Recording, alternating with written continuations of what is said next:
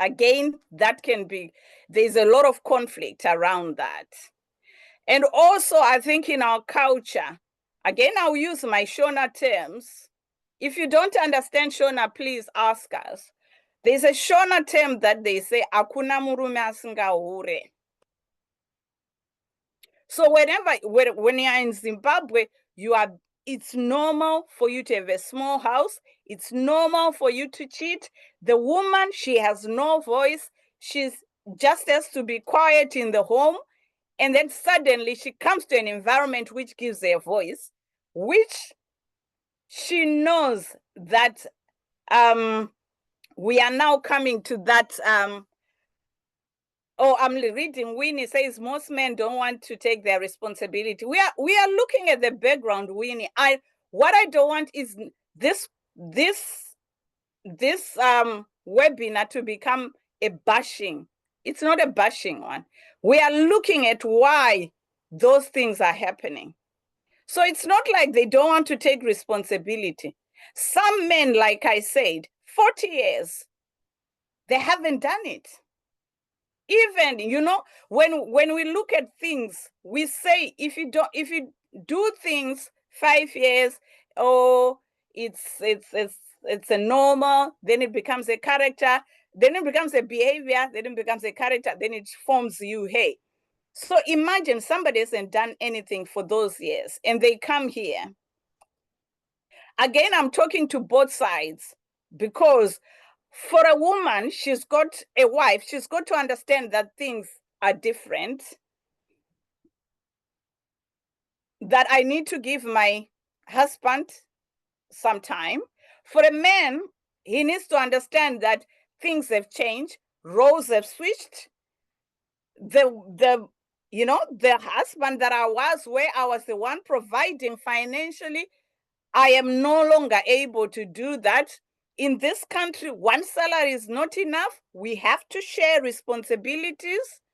That cheating that I was doing, you try it in this country, money is not enough, because you try having a small house and then paying rent for small house, paying rent for your family, it's going to have lots of conflicts.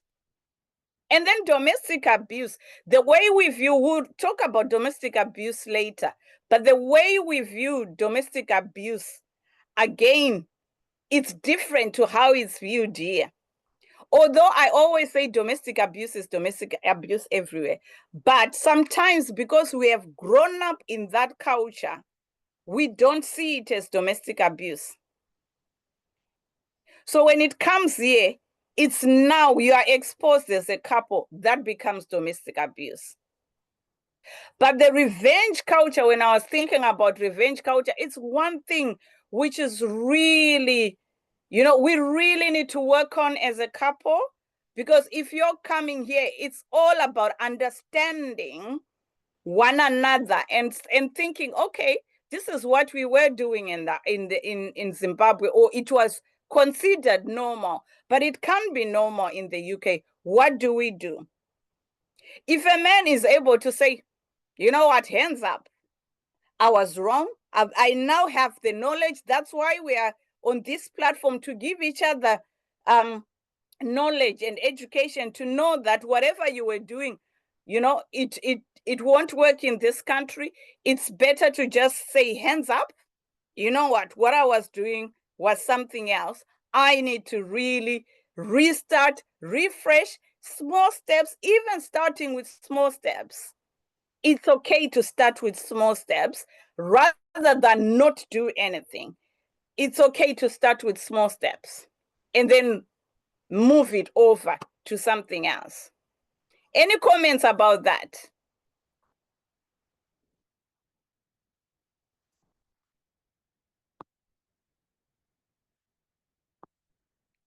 Before we move on.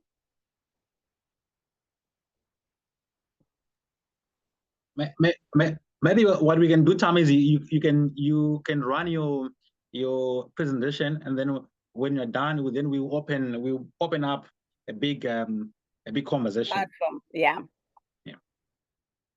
Tamuka, you said Zayatova a men bashing platform. When I say that's not what we are here for, we are just talking about what is causing the issues. We cannot resolve issues without talking what is causing the issues. So that's why I gave the background. And I said I'm not bashing any man. What we are saying is small steps. I've even said women, we also need to think about how we give these men time to adjust. Oh, thanks, Winnie. Thanks, Tamuka. You said you were responding to Winnie. That's good. All right, then conflict. When we are talking of a conflict in marriage, I've touched a little bit on immigration to say, you know, because things are not the same, things are different. Immigration itself, it comes as a challenge because you need to adjust to a lot of things. I think, Ephraim, you touched on that in your book to talk about how the challenges you face as a couple, that comes as you move. And then parenting is one other issue that brings a lot of conflict in marriage. So we come into this country, the way we were raising our children is also different to how we raise our children here, or in most of these, you know, developed countries. The way we were, you know, most of us as parents were used to beating our children. You suddenly come to a country where it says no beating. You can't then deal with your children. One parent might be able to resolve this issue, the other one might not. Then you've got inconsistencies between parents. So that can create a lot of conflict in terms of how we manage our couple relationship. Because as children, I always say, what comes first is a couple's relationship. If you can't manage that couple's relationship, it's also difficult to manage your parenting relationship. So there's one thing, you know, it's your couples, work on your couples, and then the parenting relationship comes up where you need consistent, but that can also be difficult with how we were raised. And then we come to finances. This is one huge issue when it comes to finances. I was reading about UK divorce rates, and one article said 46% of divorces are caused by financial stresses, arguments over money matters. So imagine, it's a huge contributor in terms of finances. So I will share my story. I won't share much. I won't go deep into, you know, the nitty-gritties. But I would say in my marriage, it was one thing we struggled with in terms of managing finances. As a couple, that I believe that we need to work together. But some people don't believe that. I think there's an element of mistrust within our community as well, because that's what I'm hearing. I remember writing at one point saying, why is it difficult for couples to manage finances together? And I always hear, what if we separate? You know, as a woman, you need keep aside. Or murumane ngachito, kwangu, I need to look after my parents. Some people can't say no. So if a relative comes and says they need money for school fees, they don't think twice. They're already giving money out. And they don't talk to their partner. So there's also lack of communication in that. For me, it was a huge issue because we couldn't communicate around finances. It was so difficult. We couldn't manage finances probably together. You know, mazake. We are kuita zvake. And then in the end, it creates a lot of debts within the family. It creates a lot of arguments. It creates a lot of stress. Then when you've got stress, what happened? You know, it's also creating a lot of tensions within the home, which can affect us mentally. Yes, in terms of unonzi watumira mai vako chibva watotumirawo wangu. And for me, when I was starting now to think about how we manage finances, these days, what I'm hearing, many women are saying that they've been asked to do 50-50. Does 50-50 work? Amen. We'll talk about it later. 50-50. What do we mean by 50-50 if we are in a couple relationship? What do we mean by 50-50 if we are working, if we are meant to be one family? How do we calculate 50-50 when one person is earning 4,000 and one person is 2,000? Who contributes more? Are we saying if the bills are 2,000, even if the husband is or the wife is earning 4,000, she only contributes 1,000? What happens to the husband or who's earning 2,000? They only contribute also 1,000. What happens to the little things like, you know, a spoon, a cup, a pant, a child something, you know? And you have done 50-50.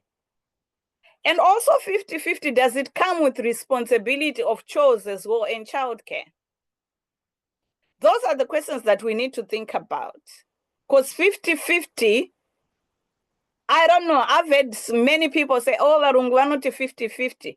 I don't believe in that. When they talk about 50-50, it's so different to how we calculate. When I've asked some people, how then do you calculate 50-50?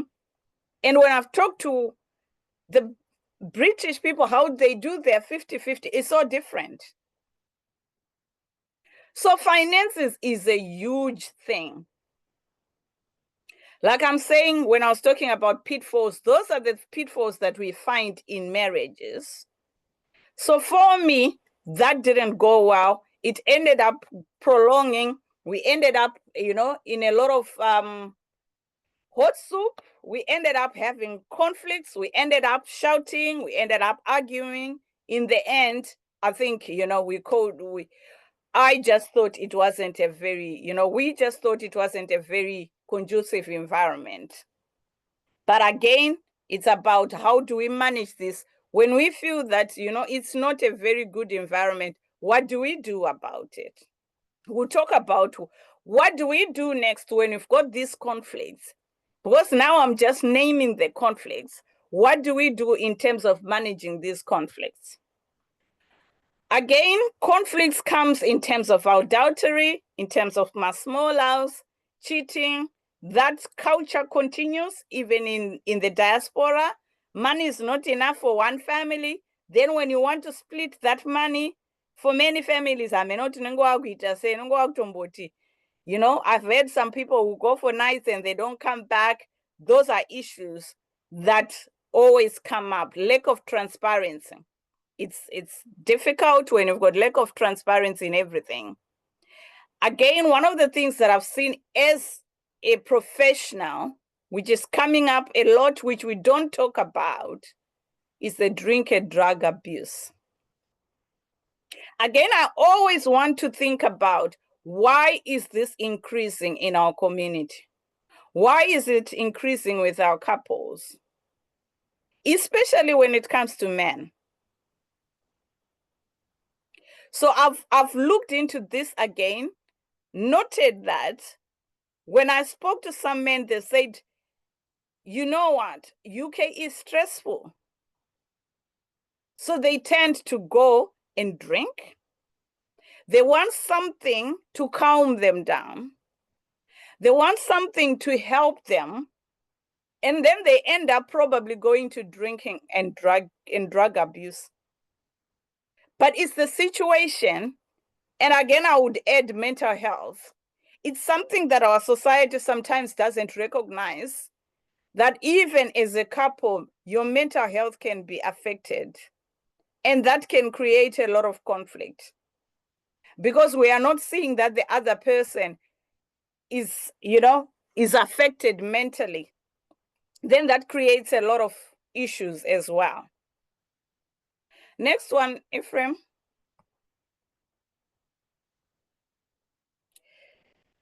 Domestic abuse. I always want to differentiate between domestic abuse and conflict.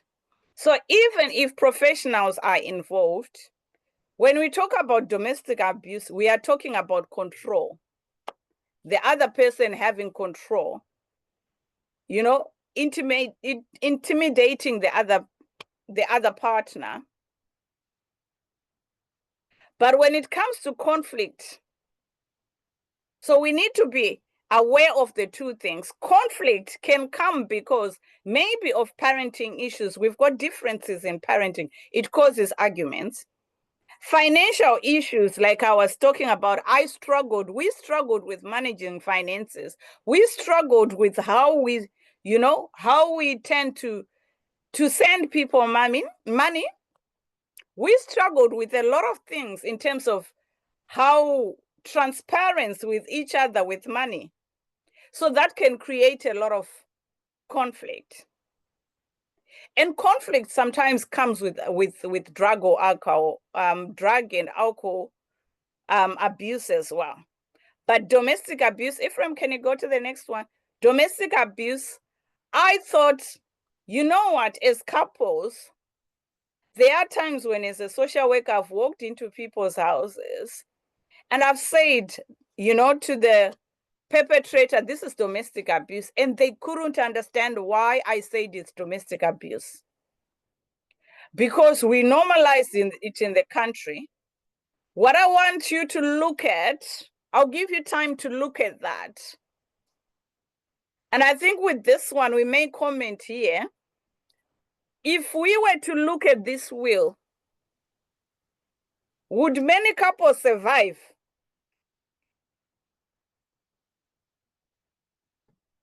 Or many men, would they survive?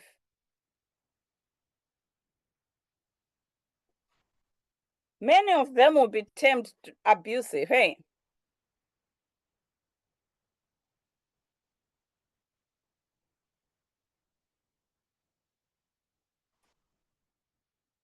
I like that comment. We can...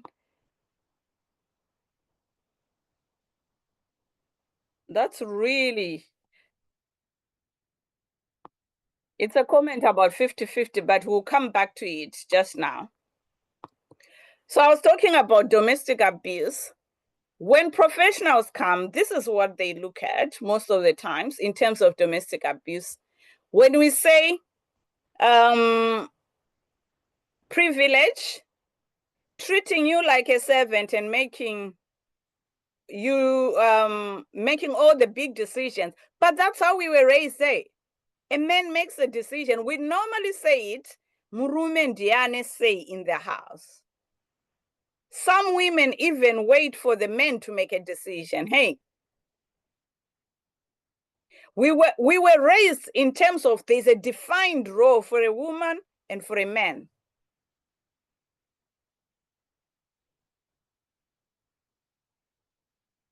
Then when you look at that economic abuse again, let's look at that.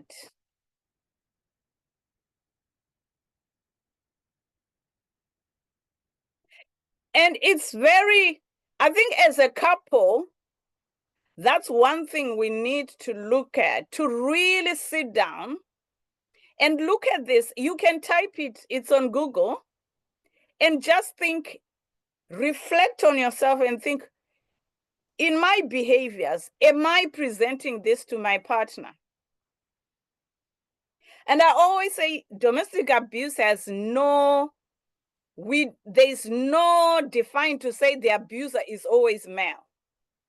abusers can be females. Wives can be abusers as well. So perpetrators can be both wives and husbands. Victims can be both wives and husbands. It's not always the husband who's the perpetrator. Wives can also be abusers. There was a program that I saw last year on, I think it was on Channel 4. It was called My Wife, My Abuser. It made me think about how we assess domestic abuse, because in that program, it was the wife who was the perpetrator. But every time when she called or when she did this, it was perceived as if the husband was the perpetrator, until the husband had to record and was shown everywhere that he wasn't the abuser. So it can be difficult. But again, our culture, where we are coming from, the way we were raised, the way we managed our relationship can be seen as abusive on its own. So what happens when you have an issue? That's Salome, that's very, very crucial for us to understand, that the things shown as abuse, they have been normalized in relationships. So even the abuser themselves, that's why I was saying we need to be aware of these things, because when we are not aware, one day something happens, maybe your child says something to school. When a social worker knocks at the house, they explore these things. Then I remember working with a family, and everybody was so, because I'm cultural competence, I know my culture, everybody was like, she has 4 children at home, she does everything, he doesn't do anything, but he pays all the bills. And I was like, no, this is in their culture, this is their norm in their culture. But when we look at us, then things can be blown out. And then the woman is now afraid. She can't speak up and say, in our culture, this was normal. So we need to learn and relearn, so that the abuser may be given a chance as well to reflect. And I like, Ephraim, these platforms that we have started, this can open these discussions to say, okay, even men discussions, when you have men platforms, they can also have discussions to say, you know what, men, when you're in this country, these things are seen as abuse. You might see them as normal in our culture, but you remember when you are in Rome, you do what the Romans do. The law is now in this country. So that can cause a lot of issues when one also is aware of this, and they are now trying to say to the other person, look, according to this country, this is now abusive. And then we hear many men say, hey, Watanga, UK favors women. But it's their country, they've got laws. So there's no it favors women. It is how they see things. And it's the impact. Sometimes we normalize things and we don't see the impact on the victim because we've normalized it. And that's why even when we talk about the revenge culture, because many have lived with that bitterness, the anger in them, when they are in their country, they come here, they want to revenge. Because when you were cheating, they couldn't do anything in Zimbabwe or in their country. And then when you come here, they now bring that. They are now financially, independent. They don't have to depend on you. So that revenge then comes in. So we need to be aware of these things. All right, next one. All right, now that I've talked about what causes the conflicts and things like domestic abuse, we need to be thinking about what can we do as couples. So I've said, we struggled financially. I went into another relationship. One of the things that I started by saying that I believe in marriages. I think maybe that's where you went off, that when a marriage breaks up, I always say two people are involved. I know many people don't agree with me. They always say that, I've heard many people say, how can you say that I could also have done something if he did this? But I always say, maybe we didn't put boundaries in place quickly. Maybe we didn't talk about things quickly. Maybe we didn't do these things. But it's also a choice to another person. Hey, you can't control somebody's behaviors, but it's always good to reflect. Like for me, I had to sit down, I had to think, what else could I have done? So what you find is now I'm in a stable relationship. What happened is, before we started anything, I was like, clear, how do we manage finances in this house? Let's talk about how we manage finances. So we agreed. The good thing is we were from the onset, we didn't wait to say, okay, until there's an issue, issues should be discussed without, and some of the issues, they are very difficult to discuss when you are actually in that position. Some of the issues, they need to be discussed when you are relaxed, when you are not thinking of, when you're not accusing each other. I know I'm a woman, and as women, we can say sometimes we are good at that. We wait until there's an issue, then we say, ndakubata. Anditi. Rather than, okay, let's discuss these things before anything happens. How do we manage finances in our household? If you haven't talked about it, and anything, it's high time you sit down and say, how do we manage finances? Somebody, was it Pastor? She wrote about 50-50. Pastor Ishemunu, I'm not sure whether it's a male or female, but they said 50-50 is becoming more common in this swearing. The people I've spoken to say a lot of women have been growing out of their cultural identity and positions, taking European view of marriage, and apparently cultural husband-wife relationship has been reduced to equal partner relationship, and it has weakened unity. Everyone considers their earning as their money and not family earnings. Again, like I've also seen it, it has shocked me because I didn't think 50-50 would come to this. But when I'm talking to many women, especially on women's groups, they are saying it's been suggested by their husbands. So it's not even the women that are suggesting it. It's many men who are saying, okay, you've come to a country where we say equal rights, so we do 50-50. But the way men are calculating it is, we do 50-50 on bills. They are not calculating that I shall buy a spoon.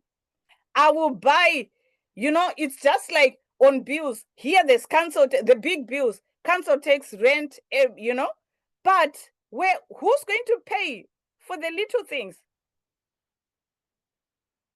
So if you decide to do 50-50, you have to do 50-50 on everything.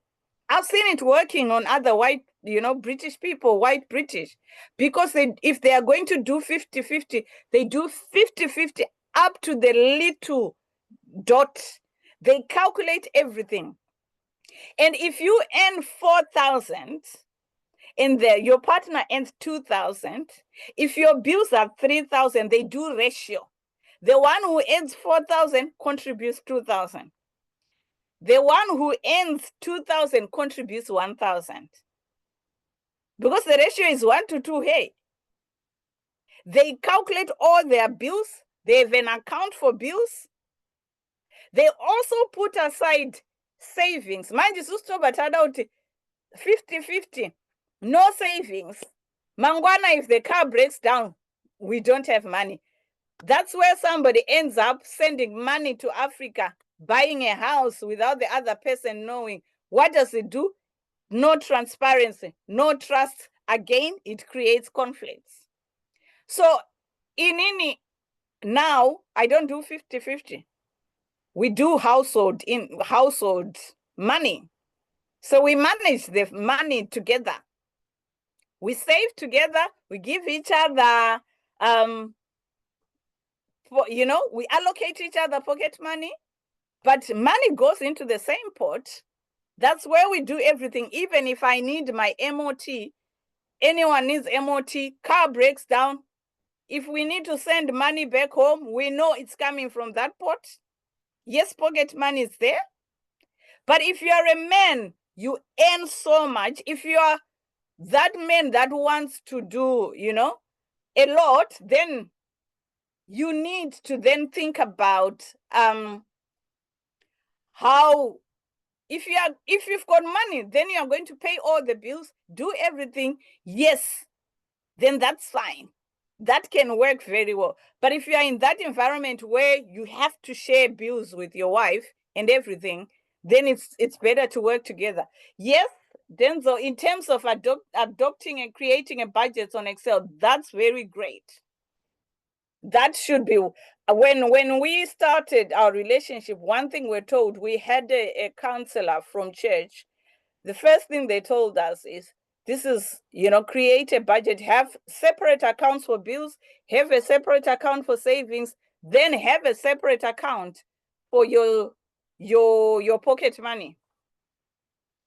So that works, but that's working for me. Like I said, I'm not saying the way I've done things is the way things should be done. You've got a couple's identity. You do things your own way,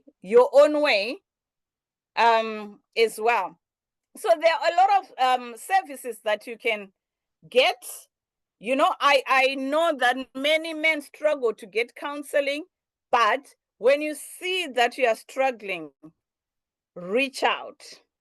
Reach out. It's good to reach out. There are lots of services that can help you before the marriage breaks down. So don't be afraid to seek support. It's okay to seek support. The next one, Ephraim. Again, when it comes to money helper, I've put a few services that can help. Even when we use our informal support, such as churches or our elders, we just need to be careful that we are getting the right support as well. Because some of them they know how to manage things, in their context. It's not like they are telling you wrong things. It's just that that's how they know how to manage things. So I've attended baby showers with just a woman. And I've said I don't talk on baby showers where the man is not available. Why? We are in the UK. We all raise children. Why should we have a baby shower for women only? When we are raising children together, we are busy telling the woman how to raise a child. And then she has to tell the man, and the husband will say, that's not how I do it. So why should we waste time? So we need to get away with some of the cultural norms as well. Baby showers that are done separately, even sometimes when people are getting married as well. We need to bring people together. Next one.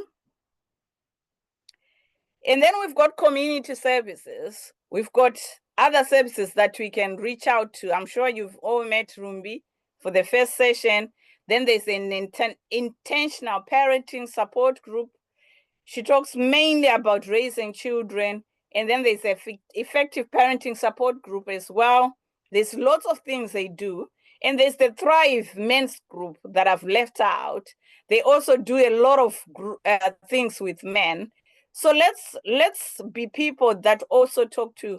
I think this works well for couples. If you mingle with other couples, I've noticed it's been working with us.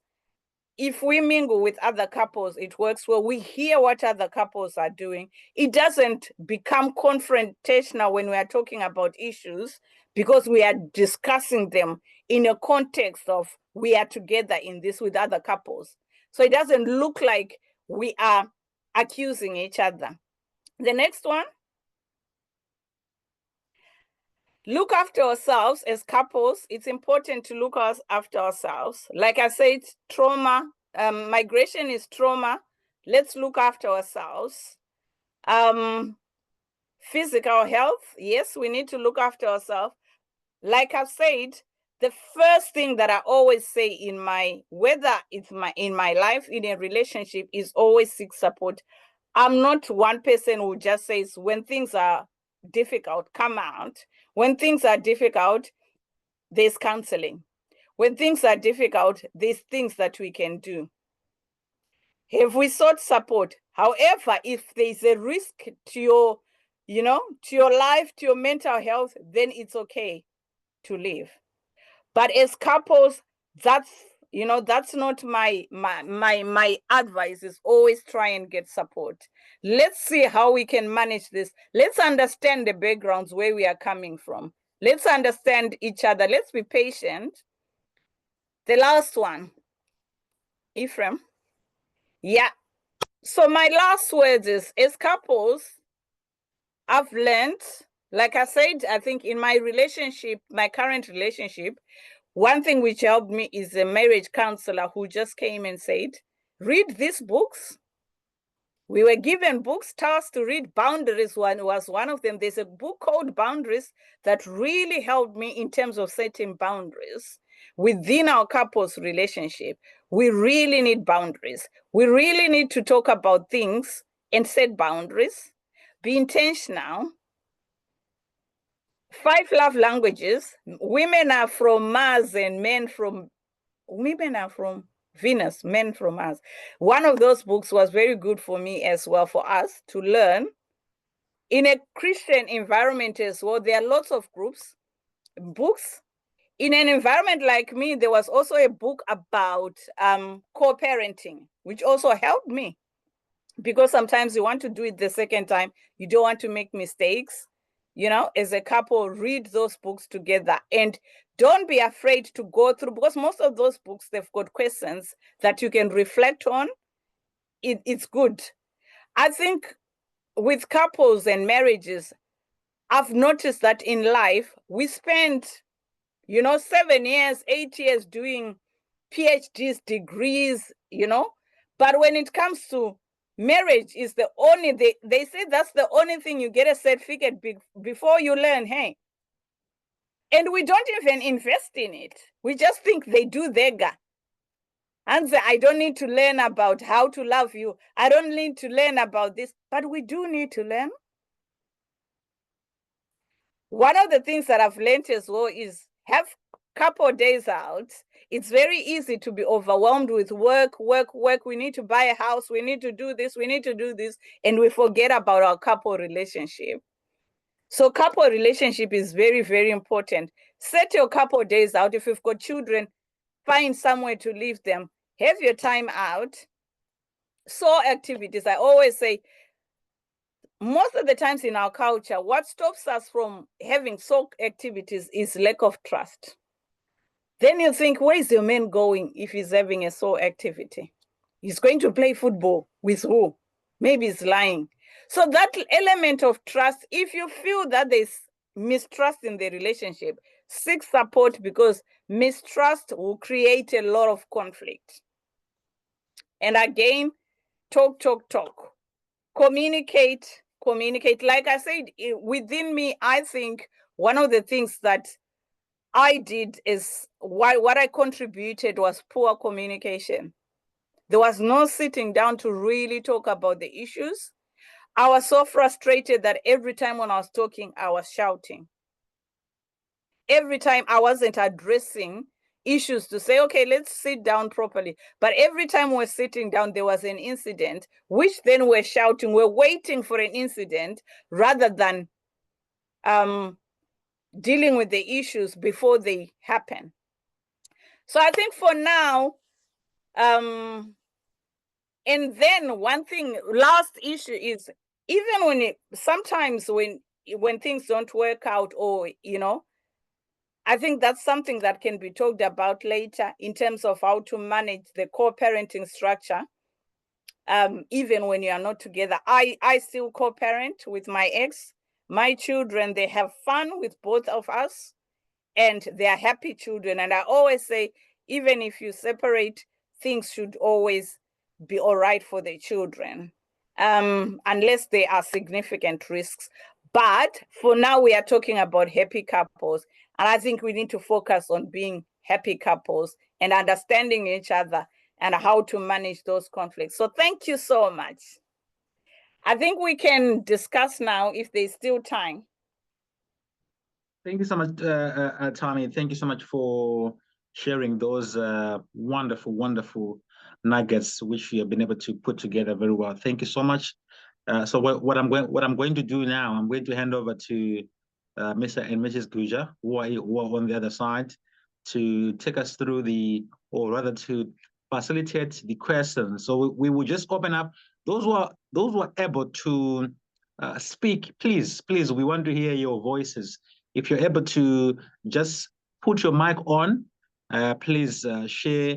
But if you're not free to speak, please just write on the chat. But we would be happy if you could speak. We would be happy to hear from you. Mr. and Mrs. Guja, I will leave this time to you to facilitate this question and answer session. Thank you. All right. Thank you so much. Thank you. Thank you very much, Tammy, for such a powerful. Sorry about that. Thank you very much, Tammy, for such a powerful session we had. Oh, wow. A whole lot of things have been addressed in this session.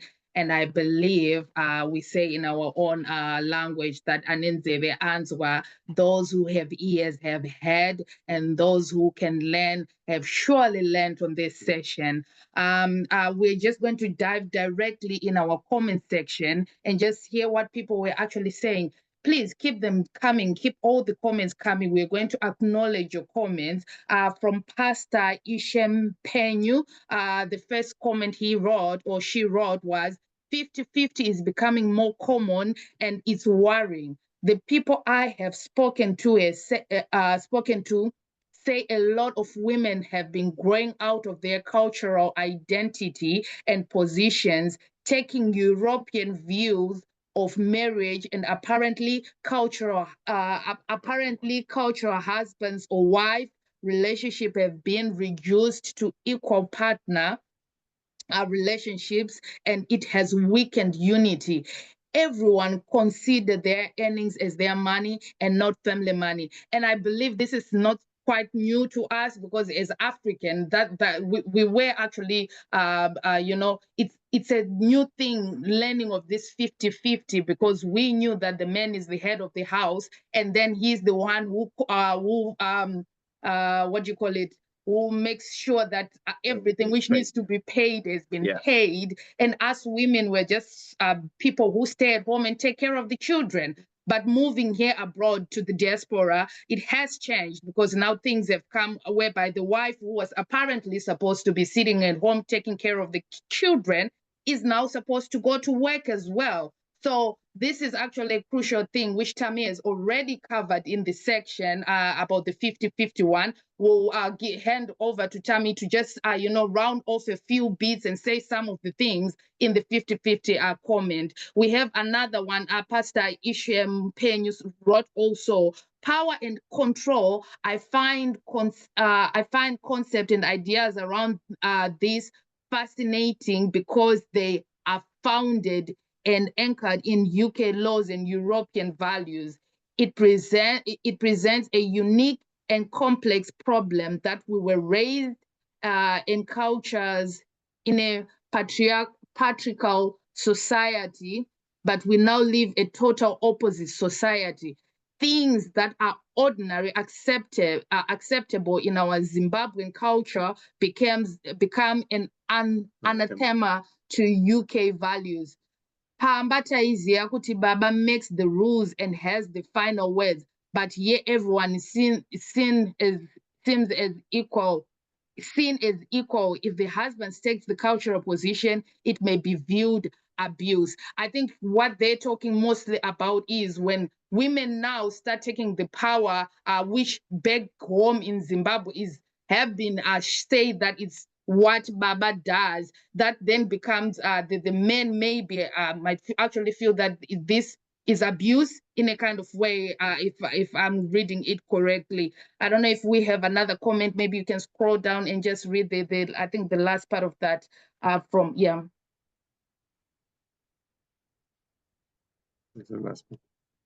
Yeah, if we adopt an absolutism approach to the laws here, we will break more marriages. A pragmatic, there's a lot of vocal, strong, strong words in here. A pragmatic, rational, and balanced approach is a needful, even as people learn the new norms and unlearn the old ones. Quickly, we'll jump to Denzel as well. So Denzel said people should adopt creating budgets on the Excel and account their finance. I think she already touched on this one. Yeah. Yes. And also we go to Salom. The challenge is some of the things shown as abuse on the chart have become normalized. So even the abuser or the victim may not even realize the abuse. Thank you for this. Thank you so much, Salom, for your comment. So we've got Pastor Ishempenya as well. We are at whims of cultural diversity and conflict. We need to unlearn a lot of things. We genuinely need to have more support groups and structures to navigate this foreign culture wilderness. While we are talking on groups there, we do have a Diaspora Canvas group. We are going to flight the QR code for you to join. Please join our group so that we can have more conversation in regards to couples in diaspora. Then the 50-50 as well. Yeah, I think that's more also the 50-50. 50-50 must not be a cherry picking thing. Rather, it has to go the whole 9 yards. In a Christian marriage, that does not exist. However, we have to help each other because we love each other. Just being human enough to consider that your partner is tired as you are. I think this is a very big part Mr. E.T. has touched on, considering that if you are a Christian, this is actually not a norm as a Christian to do a 50-50. I don't know if you tell me you can just come in and just touch on that. I believe most of the people here might actually be Christians, and they would want to understand exactly the values of now doing the 50-50, because that is the world here we are living here in the UK. How best can we balance? Because I believe, me and my husband, we believe that it's supposed to be 100-100. You give your 100 share, I give my 100, and then we work together as partners. Because if we talk of a 50-50, you start asking your question, where is the other 50 going if I'm just giving my 50% into the marriage? So I believe it should be 100-100 for it to be a perfect, or rather working to be a perfect marriage. What do you think on this, Tammy? Yeah, like I've said, I don't believe in 50-50. I'm very clear. I don't do 50-50. I've said I'm seeing it coming a lot, and I respect those people that want to do it. I'm not sure whether people are doing it willingly or one person just comes up with the idea. Most of us, I'm a Christian, so I take a Christian point of view that we become one. So when we become one, we then have to bring everything in one pot. That's what I said. I'm a Christian. When I started having my partner, we had a counselor who talked to us and said, you bring everything together, but you then have a bills account, a savings account, and you give yourself pocket money. All right. So whatever, if you want to surprise me as my husband, your pocket money, that's why you use. If you feel like you want to add, you know, when we talk of bills, we are talking of even the money that goes to your family, to my family. And when we look at my family or your family, sometimes we have to, I've seen some people say, but you know, why is that your mom is getting 500 and my mom is getting 200? I think couples have lost sometimes the ability to reflect and think, because sometimes your family might, you know, my mom might be in the village, she's not working, she might need a lot of, you know, more money than your mom who's you know, in the who works and everything. Because I've heard another couple saying they were really distraught because their parents in the UK were demanding black tax. So they were saying, we sent you to school, every month we expect some money from you, but parents were working. And I'm just wondering, how then does this couple move on? So for me, 50-50, I've said, yes, couples are different. Couples, they will do what they want because it's your identity as a couple. But personally, I don't do 50-50. We work together. We work from there.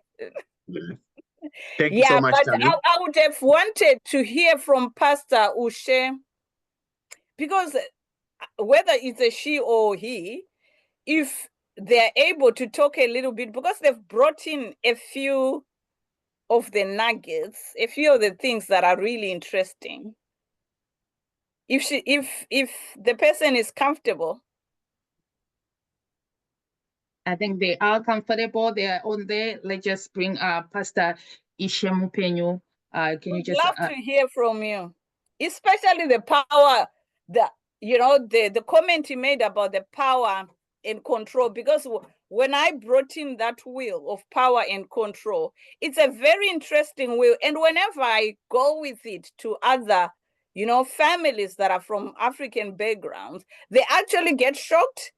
That's why many men don't realize that they're abusive, because they don't realize that sometimes this is termed as abusive in this country. Yeah. We are in a country with its laws.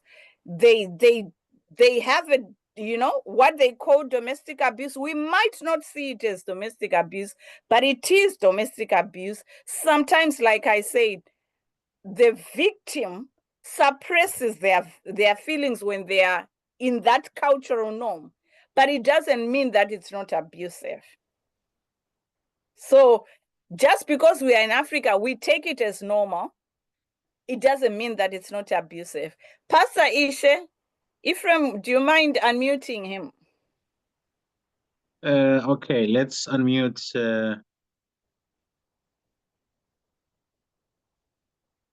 There we go.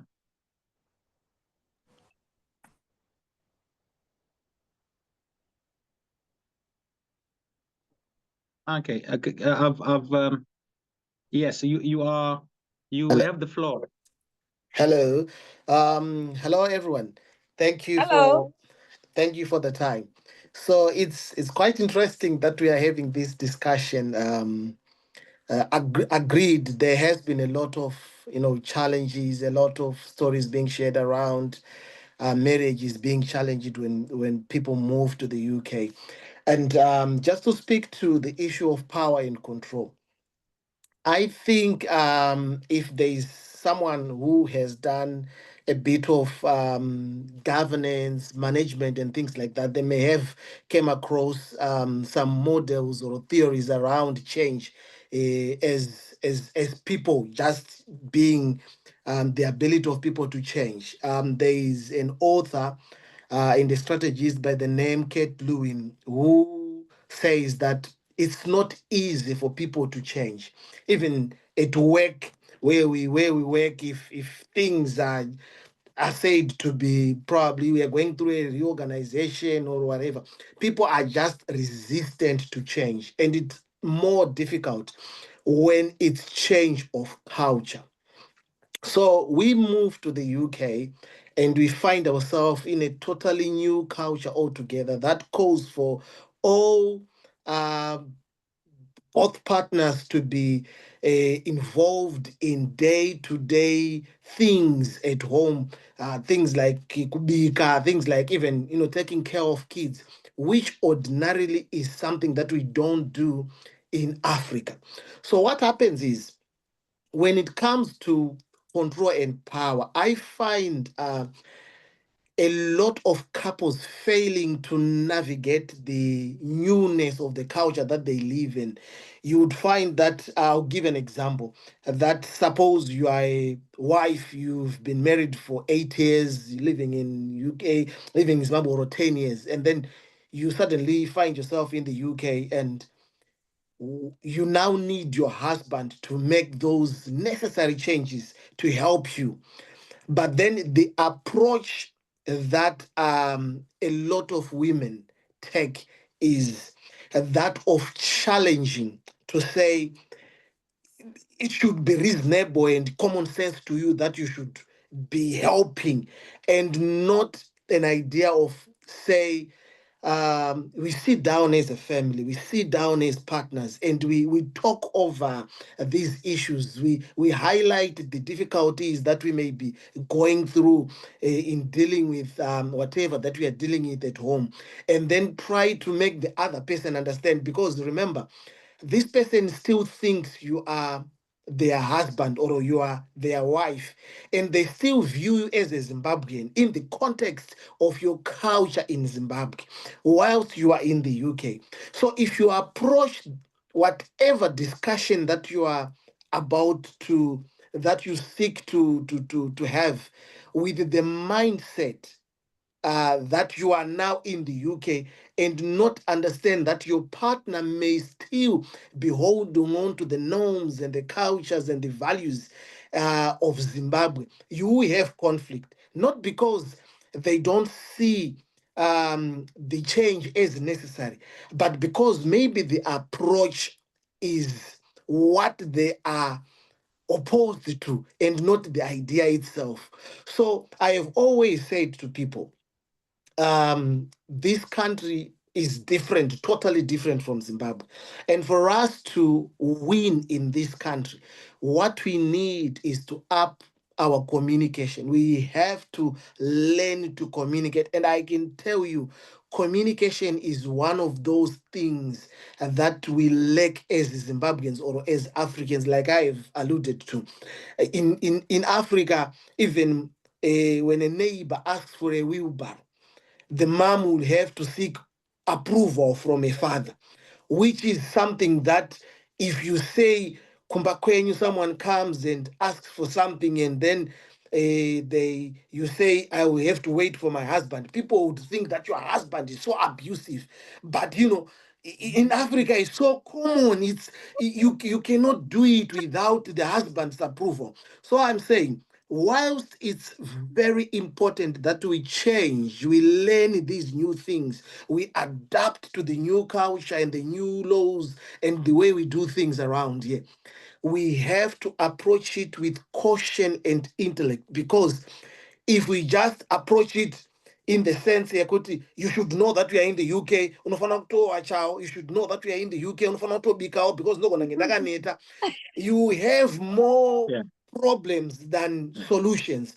So we have to probably support each other to to be able to communicate more. Because I will tell you, the people that I work with, the way they talk to their spouses, you would realize that, why do I feel like I am a toddler around these guys?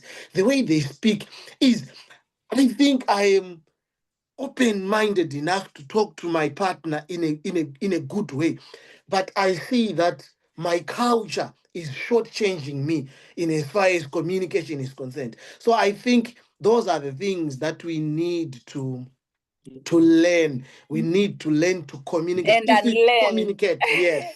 and unlearn as well. One other thing is, we need to unlearn. And some of the things, I think most of us don't want to hear this. I always, if you hear me, I'm against hitting children, because those are the future. If we can't teach our children healthy ways of communication, Yeah. How are they going to communicate with their spouses? Yeah. Because they don't know how to communicate. We were never taught how to communicate. So communication, it becomes a very, it's something that we never did. I've heard a woman asking, oh, my husband has done this. Oh, what should I do? And I'm thinking, have you asked him?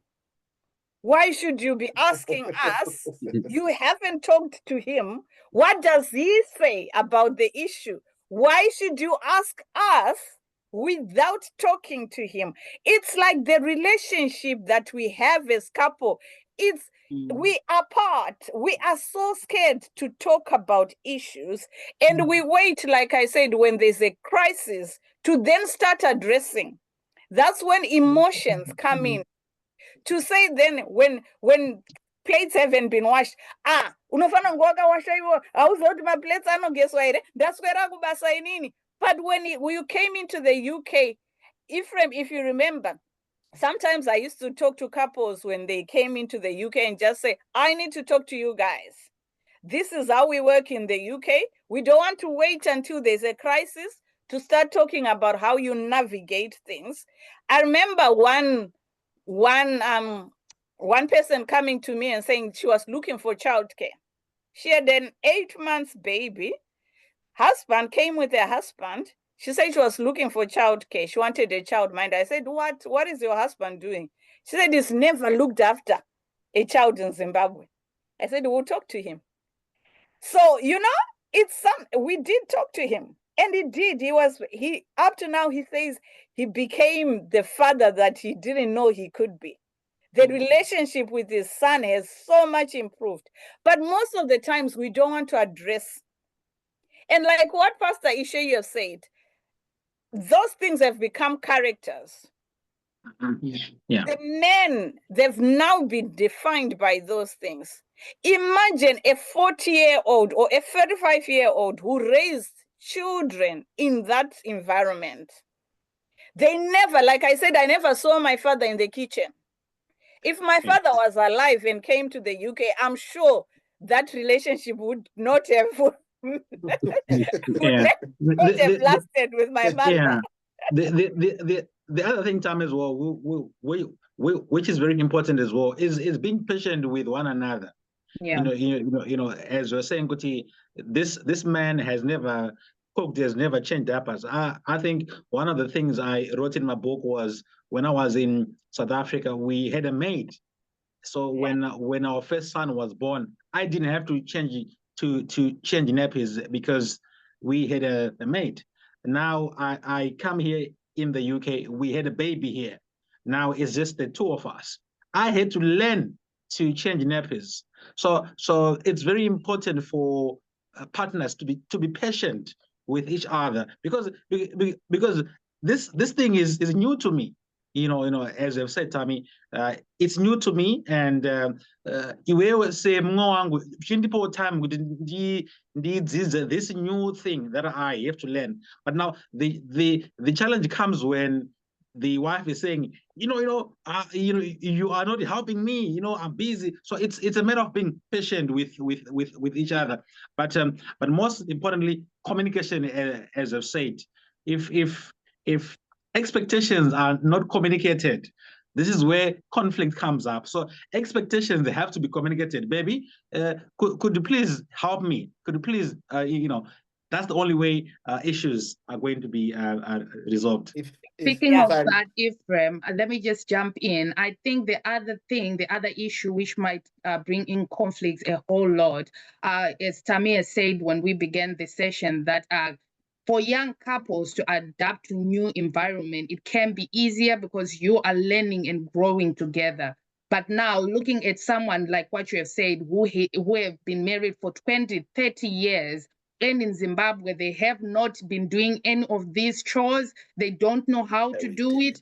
Communication was never there in Zimbabwe as well, because we know our parents never really talked to each other. They never had time to talk to each other. Now, just adjusting to that kind of environment where there's so much you need to learn at a very short, it's not even short, in the process, whereby now you need to learn to communicate, you need to learn to be patient with your partner, and you also need to do chores.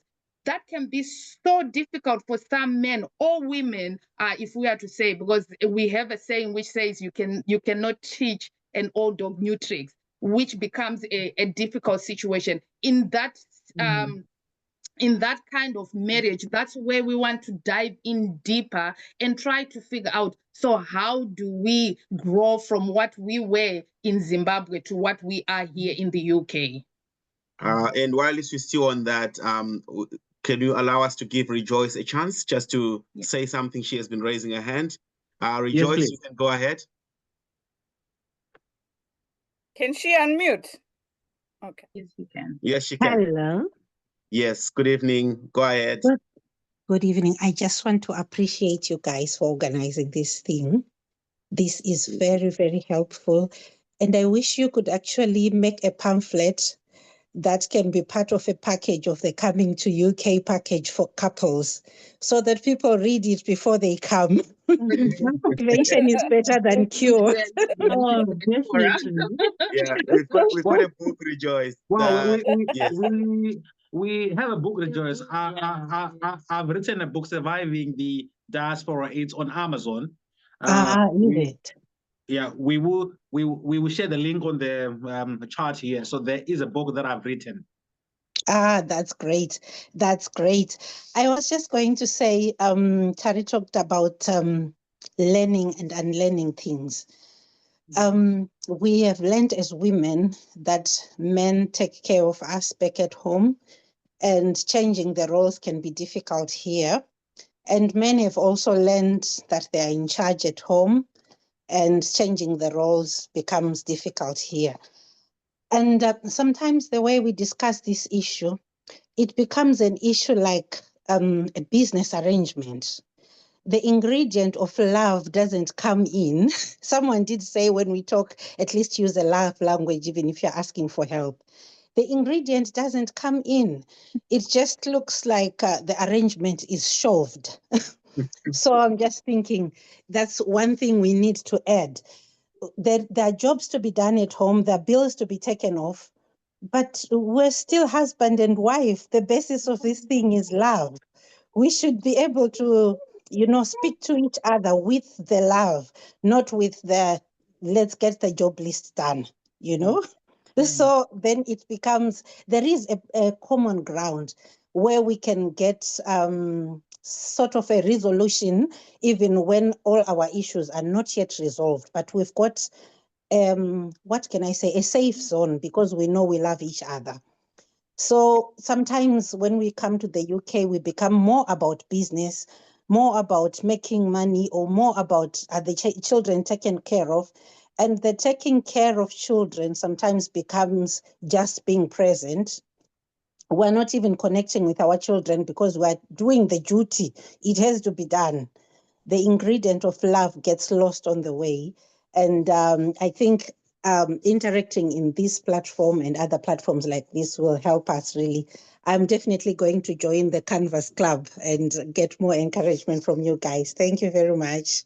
Thank you. Thank you so much. Thank you very much, Thank Rejoice. you. We just want to say to all those people who have commented on the comment section, we acknowledge all your comments, and we are all going to archive them for our next section, our next season, which we are going to be holding in the next coming weeks. So just keep your eyes on our platform, the group. We're going to share the link. Just keep your eyes on there. Keep your eyes on the Facebook. We're going to create a group also on Facebook for easy access. And just be in the streets and just see if we're going to be coming again with another season. Thank you very much, everyone. Thank you very much, Tammy. We'll hand over to Ephraim and Mercy. Okay, I'm just gonna give my wife Mercy, because she hasn't spoken. 1 or 2 minutes just to quickly share her experience when we came to the UK. Her experience, how we had to navigate some of the things as a couple. If you can, just for 1 or 2 minutes. Hi everyone, thank you so much. Sorry, I was keeping on standing up because I'm also taking care of kids. They are still awake. They are not sleeping yet. Thank you so much, everyone, for joining. We really appreciate, and we'll keep on learning. Marriage is like a school. We learn every day.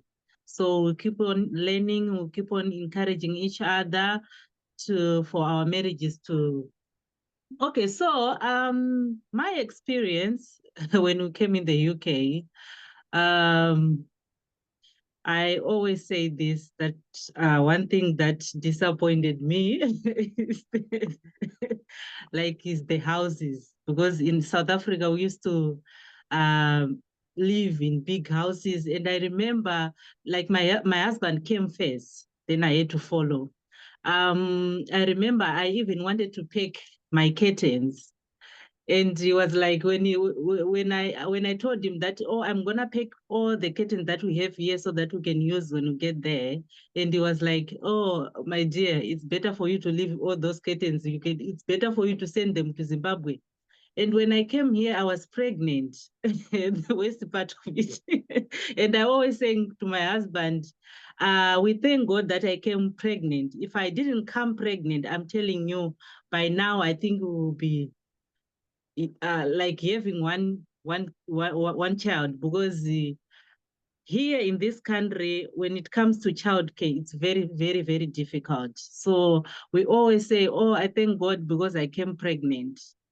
So at least we have two. But if I didn't come pregnant, I'm telling you, we're not going to think about having another child because it was really difficult. And the most challenge that we faced by then is finding a house. It was really, really hard. And you know, when you are pregnant, you want to be in one place, you want to settle in one place because you'll be tired. And I was very sick on those days, and we had to move one place to another. And I still remember our bags used to, we used to keep our bags in the car. Always packed, yeah. Yeah, always packed. Wherever we go, our bags are in the car, and maybe we can just take a small bag for just for clothes for us to change. And you know, the most painful part, my son always asked, when we move to another house, you keep on asking, so when are we going to move again? So it really pains me a lot, because you didn't know, like, when are we going to settle? Where are we going to settle? Where are we going to live?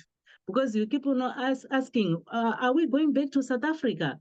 Because we are keeping on moving. Where are we going? When are we moving to the new house? When we found a house, he even asked, oh, are we staying here forever or we are moving again? So he was also confused. So to find a house, it was really hard for us. And you know, when I was in South Africa, I was working I used to go to work, and I was pregnant here, and I saw my husband. It was hard for him when it comes to pay bills, and I was not working. It was really hard. Yeah. But yeah. Yeah. So I think in closing, what I'm going to say is, I'm going to encourage people to try and find the book that I've shared on the chat, because in that book I write more of the challenges that we had to overcome as a couple, as individuals, but because in my position as a social worker as well, I get to speak with a lot of people as well. I also share experiences of other people in the book. So it's a really good book. Those who have read it, who are here, can testify that it's really a good book that can empower people, to survive in the diaspora. So that's my encouragement. So we have also shared the link to the group chat. Please join our group chat, where we will be sharing most of the the QR code is on the screen. You can actually join now. So we share some nuggets as well on the group there. We encourage each other on the group there. Those people with challenges, we allow them to express them on the group, and then we discuss those issues. So I want to say it has been an honor to have Tammy. It has been an honor to have all of you to join us tonight. It's been a powerful session. This is our second. This has been our second session, and looking forward to more sessions. We are looking forward to more sessions. But most importantly, we are on a learning path. We are on a growth path, and we want to welcome you to grow with us.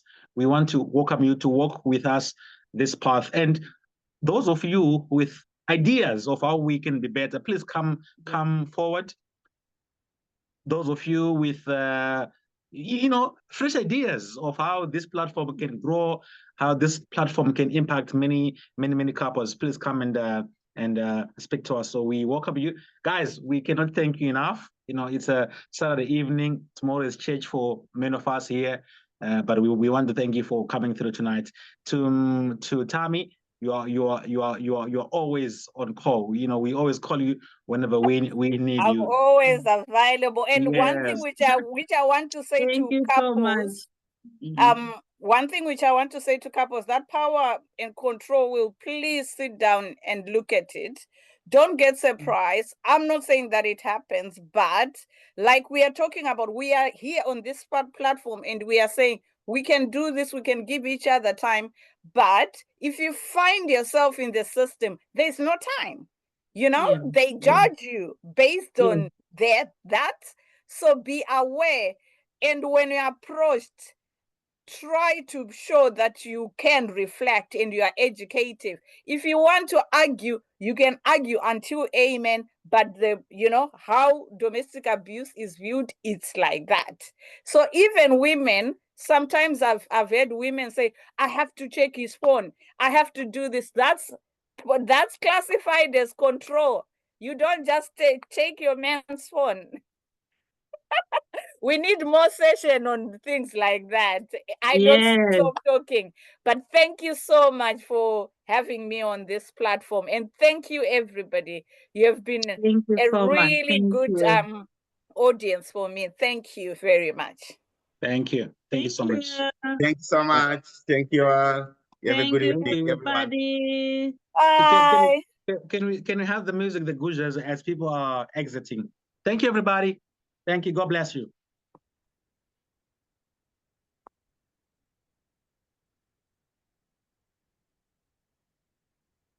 Thank you, Blessing Ngube, Denzel Chaganyuka, Judith, thank you for coming in, Lawrence, Mbadzis, thank you, Miss Mondiwa, thank you, Priska, thank you, Tamuka, Tapua, thank you guys, have a good night, thank you.